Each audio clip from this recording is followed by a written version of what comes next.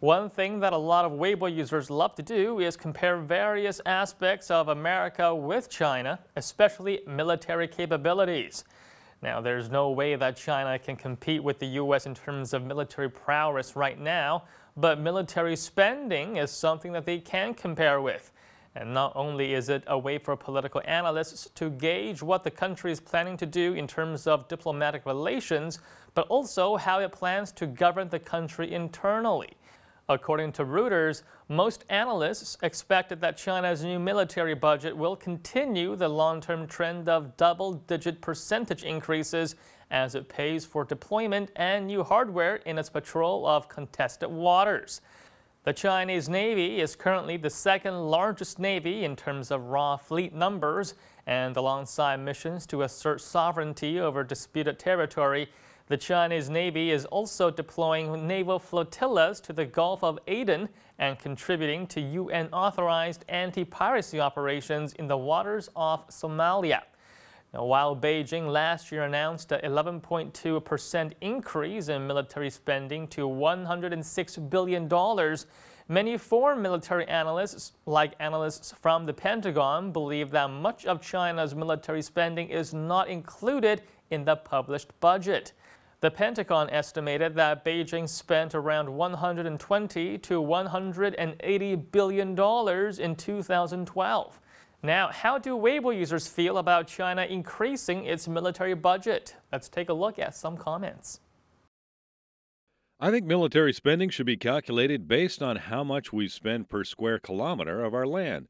Big countries with large land mass would require a bigger budget. The problem with comparing military spending is that different countries use their budget on different things. Some use it on research and development, while other countries might use it to feed their troops. I think military budgets are all very secretive. Being secretive is a way to make something seem more powerful. I think China should show off its military to the world, let the whole world learn of China's military capabilities, and at the same time present it in a positive light. Some people say that China's military is poor. Well, this is a good way to show them the truth. Look at how much we are investing in our military. During the entire decade of the 90s, we only built 2 warships, but from 2000 to 2006, we built 167 warships. The Japanese will not be able to keep up. China may be flexing its muscles with increased military spendings, but it's also paying even more to keep the country harmonious. Also, according to Reuters, China's military expenditures for 2013 increased by 10.7% to 740 billion yuan, or roughly $119 billion. However, the budget for China's domestic security increased by 8.7% to 796 billion yuan, which makes it $4.4 billion larger, highlighting Beijing's concern about internal threats. Historically, China had been much more susceptible to internal unrest than external conquest. And in recent years, the number of mass incidents recorded by the Chinese government grew from 8,700 in 1993 to about 90,000 in 2010.